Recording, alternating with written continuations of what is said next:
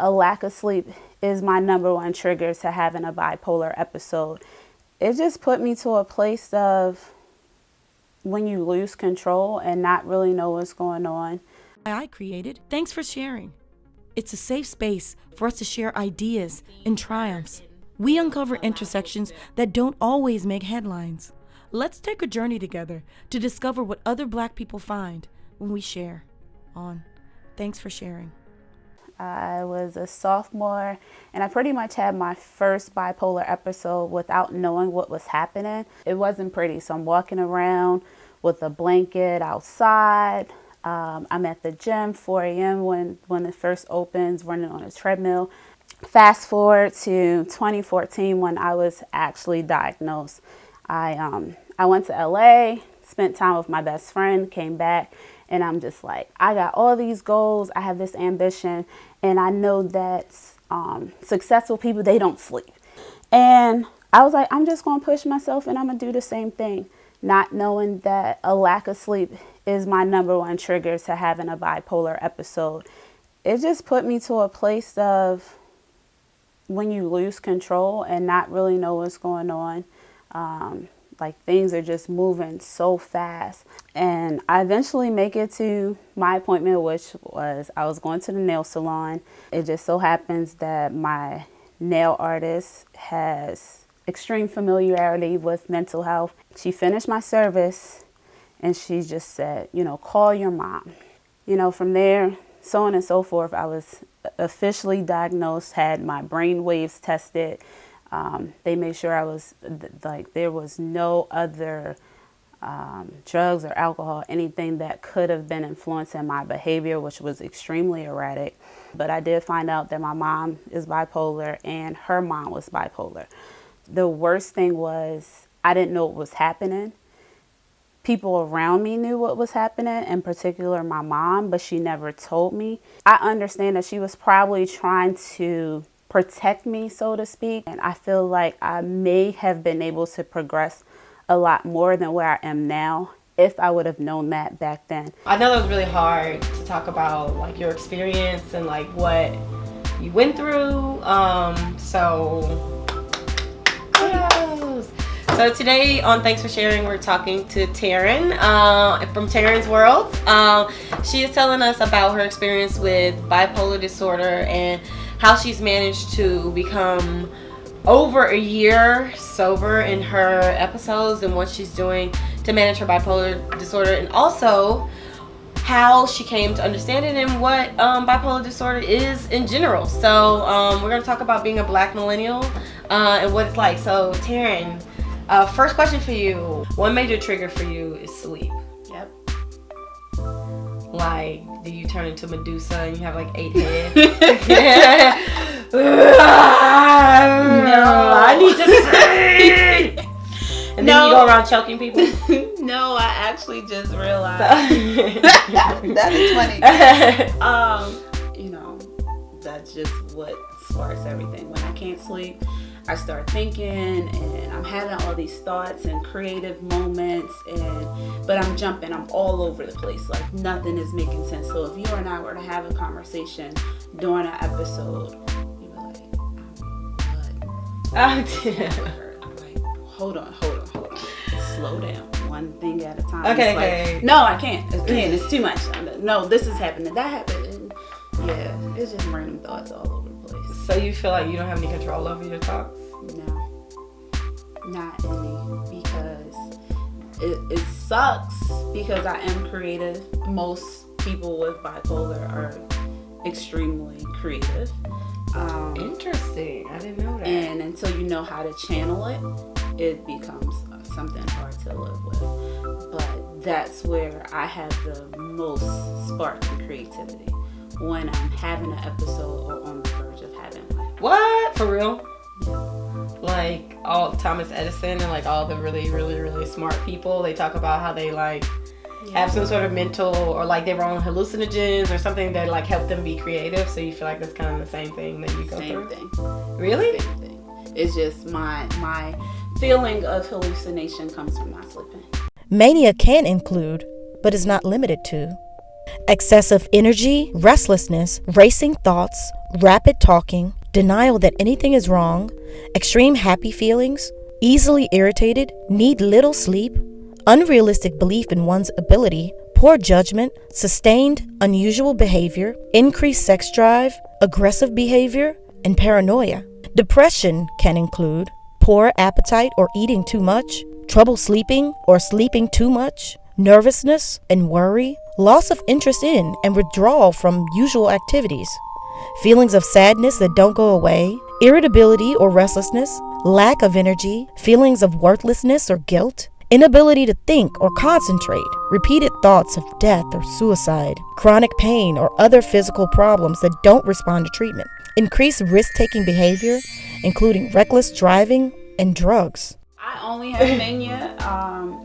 I probably have only experienced depression once, and that was job related, which is where a lot of my episodes came from, my last job. So you only have mania. Mm-hmm. So you mentioned like eight strict hours. You mentioned in your share that like it's seasonal. Seasonal. So in the summer? Which is weird. So yeah, it is end of weird. Summer to probably early fall. Early to late fall. And I'm starting to associate that with a period of time in my life where those were my most stress-induced times of work. It's always a good idea to speak with a doctor when there's concern about severe mood swings that seem to come or go. The best person to start with may be a primary care physician or family doctor. However, they will likely refer someone with these symptoms to a psychiatrist or a specialist who cares for people with mental health disorders. Someone who notices these symptoms in a friend or loved one can also speak with their doctor about their concerns. The doctor can help find local support groups or other mental health resources. With mental health, I mean, it's like transition, any sort of stress at work, people, environment, you are sensitive to those things. Like, it's not just like, oh, well, you know, I'm just having a hard time. It's like, no, like, I need to change something in my lifestyle so that I can be better. Yep. Yeah. So you mentioned in your share as well that, like, you try to talk to your mother about your mental health and you said that she knew about a history of mental health in your family, but she never told you, and you were in your early 20s. Yep. By the time that you even realized something was wrong. Tell us about that. I felt some type of way. I won't say I felt betrayed, but it was more or less like, really? You couldn't have said nothing,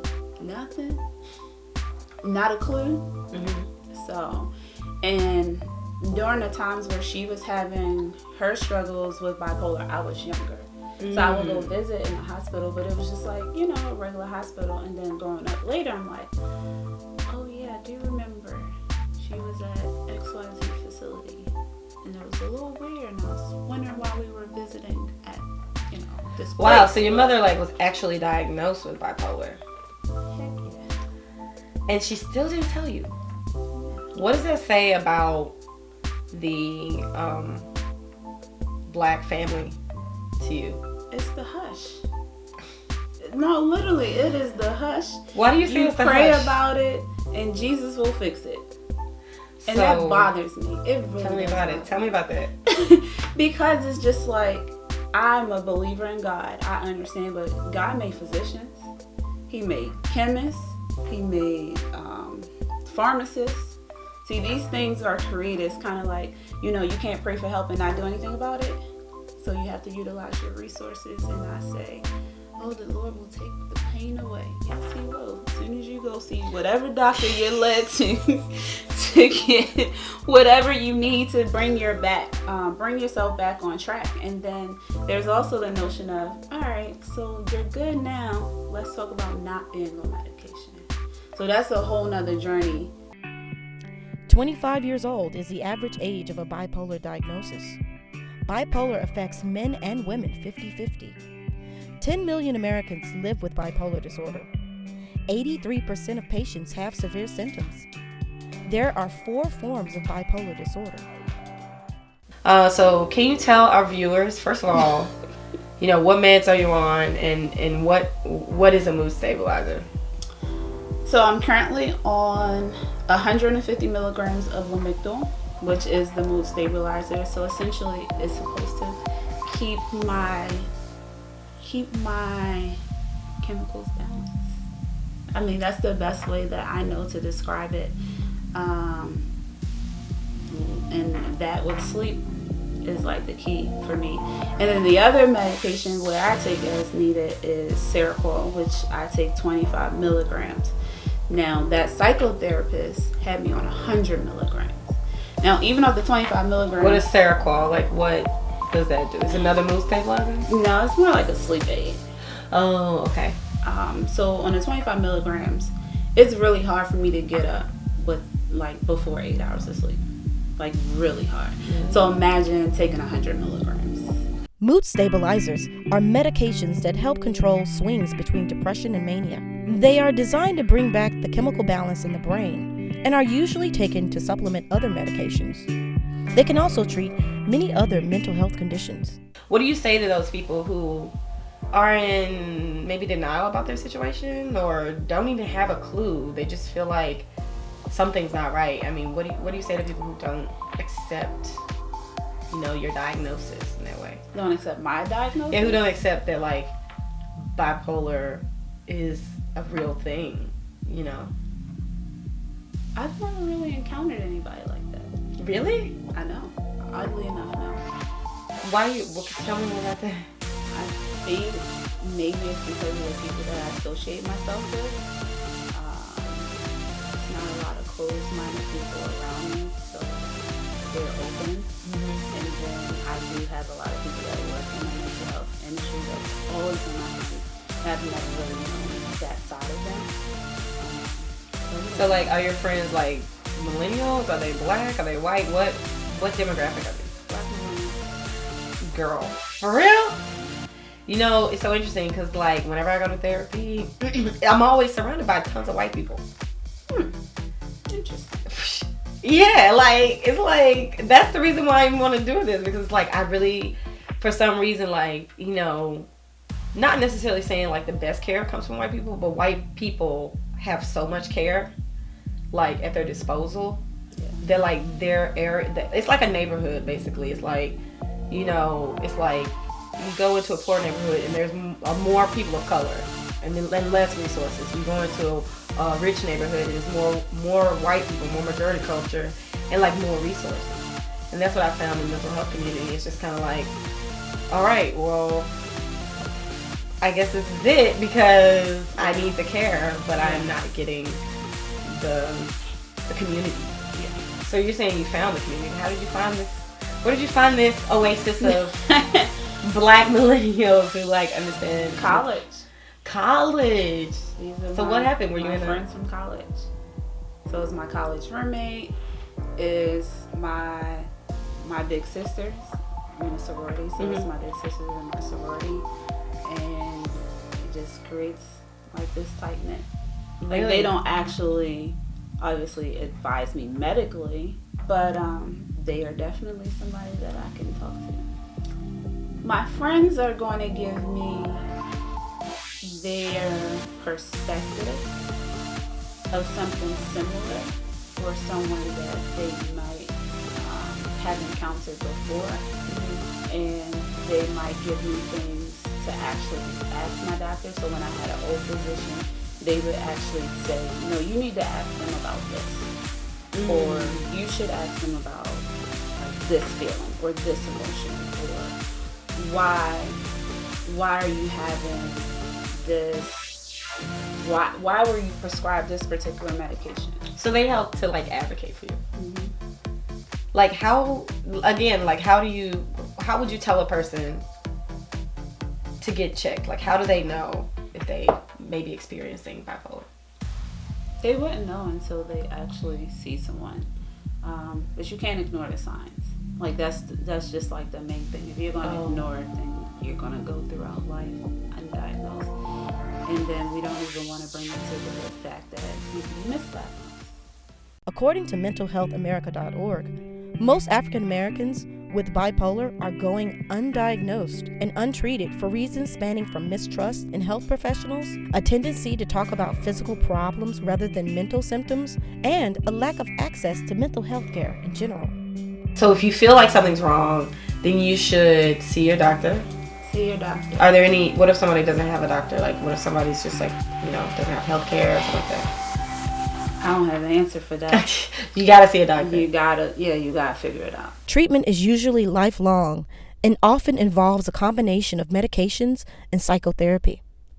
Okay. But then you can't, I feel like you might need a second opinion if it's somebody that, like, you're just going to a random person that you don't have any history from. If you can get a recommendation from someone else, that would be more preferred than just walk into a situation blind. Yeah. But if you do go into a blind situation, you definitely need a second or third opinion. Okay. And then what would you say to people who know they have bipolar depression and they're trying to manage it now? Stay the course. Don't get discouraged if you fall off the wagon. We all do. That's just how the cycle goes. You go up and you go down. But figure out what you need to change in your life to put yourself on a better path. So for me, I needed to change my work environment. After that, I decided that yoga would probably be like the best thing for me to do to like kind of take away from me talking to myself so much internally. So allow myself to have some free mind space. And yeah. Actually, sleep. It's just good for everybody. It is. It's like sleep and water. It's like the number 2 thing. Yeah. All right, well, cool. Thanks for sharing. Thanks for having me. You did great. All right. Bye, guys. Now that Taryn is open and honest about her life, she is thriving. She uses her platform to help others as a financial advisor. Her main focus is helping millennials get out of debt and build wealth. Her faith and her journey has helped her live life without limits.